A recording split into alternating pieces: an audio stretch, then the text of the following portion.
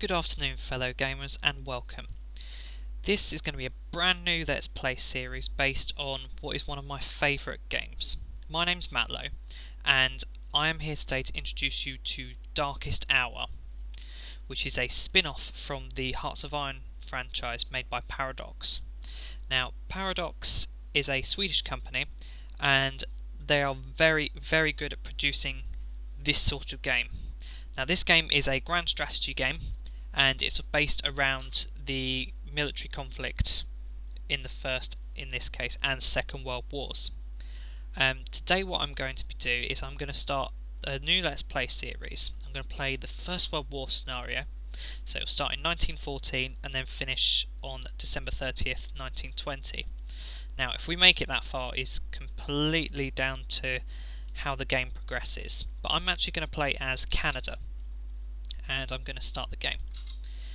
Now, Canada in the First World War had quite a significant contribution to the Allied cause. It provided a lot of men, a lot of materials, and it was seen as a bastion of how the British Commonwealth should act and support the United Kingdom.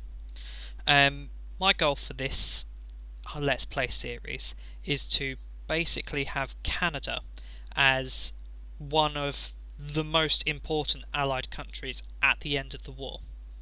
Okay, so the game's loaded up. Let's have a look around. First thing I'm going to do is I'm going to put the political map mode on, because it will just make things a lot easier for seeing what's actually mine. Here we are. So this is Canada, all this lovely white area here.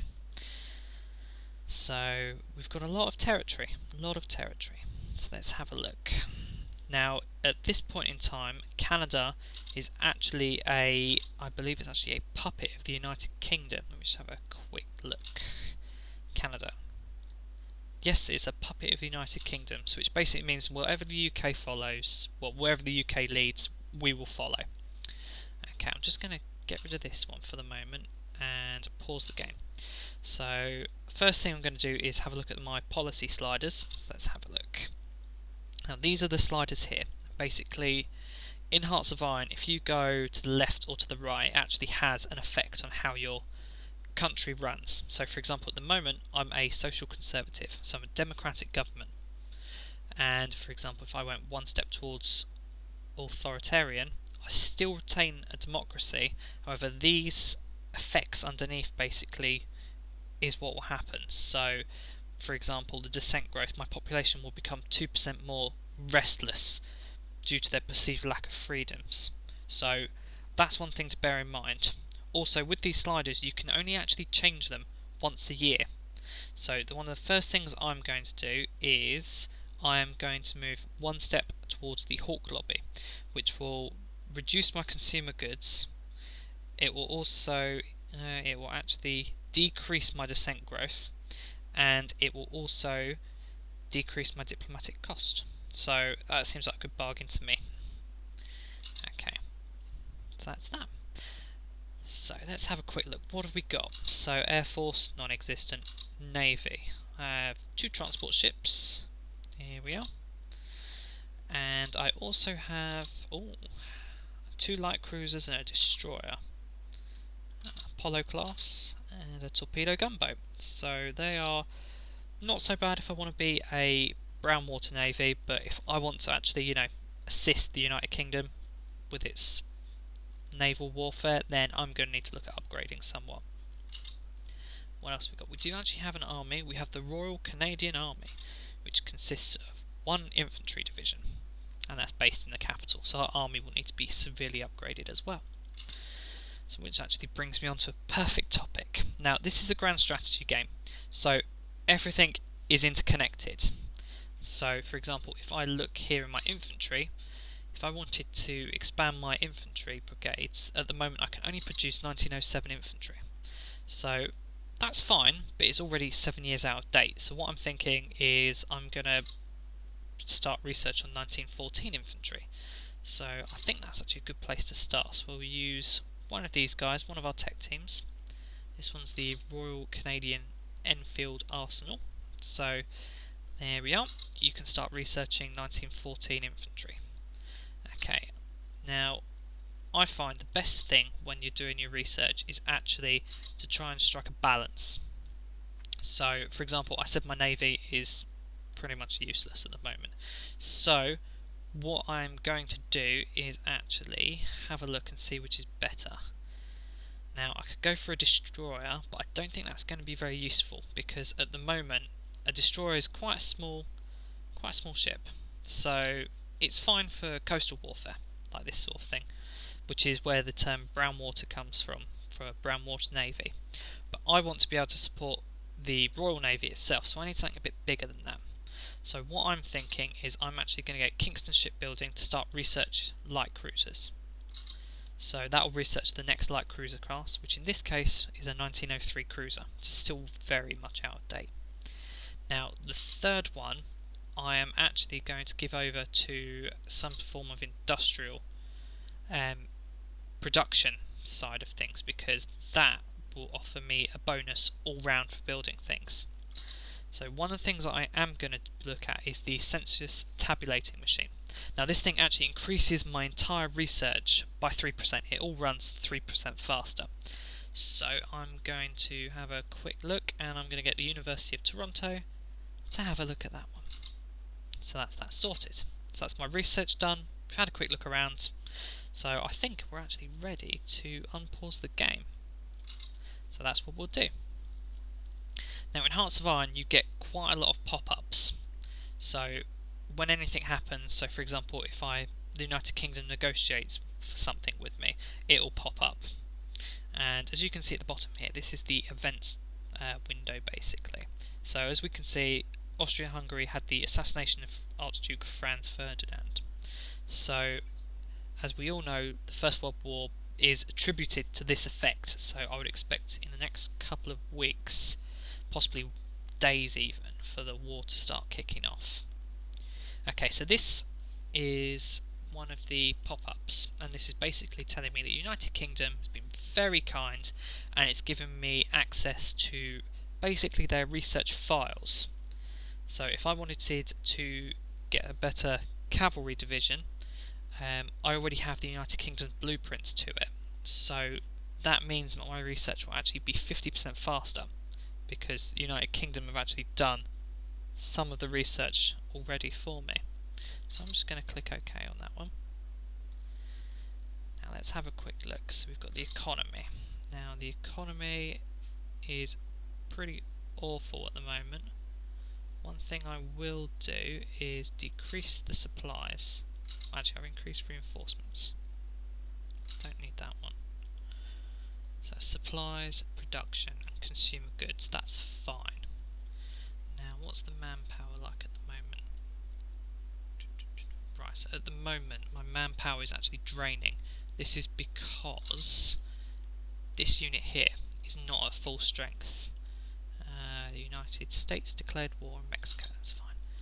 As you can see here, this unit here, my only military unit, is not at full strength. In fact, at the moment it's only got 14% of its strength. So what will happen is this manpower level will drop, and as the manpower is dropping, it will actually increase the strength of this division. As you can see, it's already jumped to 15. So each day that will increase until it gets to 100. So let's have a quick look at the economy. Because I only have a limited manpower, I'm not going to be able to spend lots of money out for ships and battleships and divisions and that sort of thing. For example, one 1907 infantry division here will actually cost me 13 manpower. So the question is, do I want to build one now while I have the manpower, and then it will be ready closer before war is actually declared, which might actually be a good idea.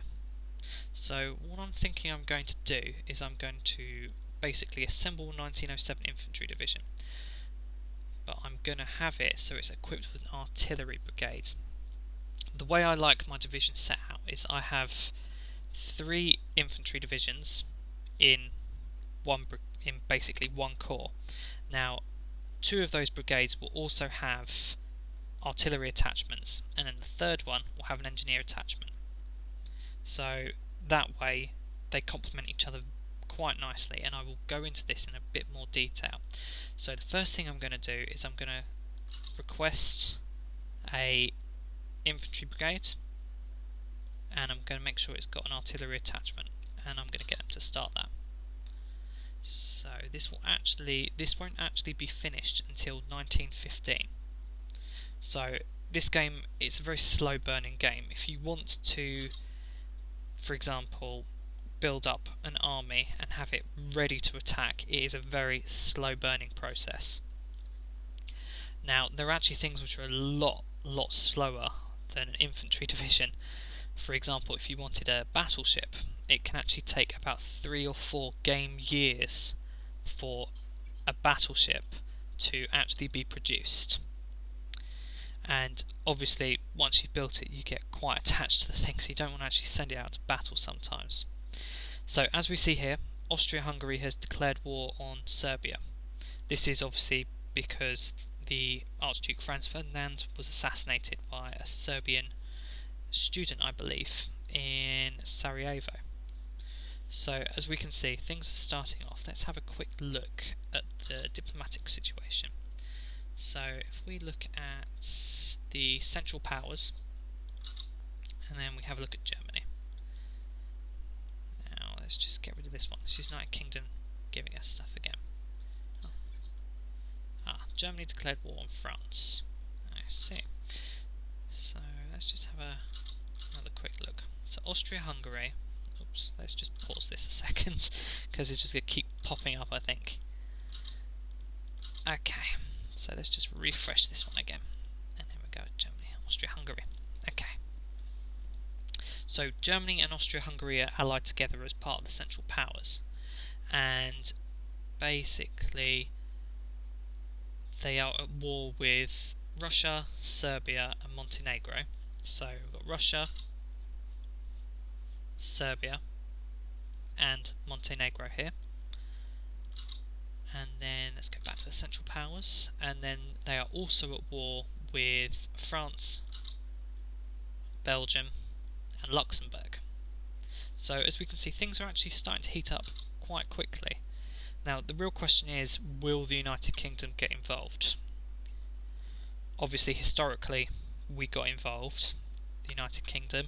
We sent troops, the British Expeditionary Force, it fought in a few battles before having to fall back, and as we know, the First World War degenerated into static lines of trench warfare.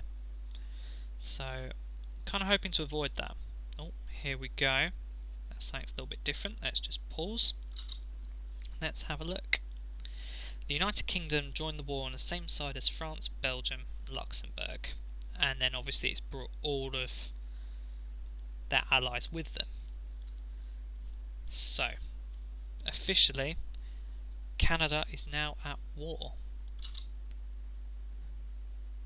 So, this feels like a good actual wrapping up point for a first episode. Not a lot's happened. We've had a good look around. The political situation has degenerated quite rapidly, and I think this is going to be a nice, interesting scenario. So thank you for watching, and stay tuned for episode 2, where Canada is hopefully going to start introducing themselves into the war. So thank you very much, and have a good day.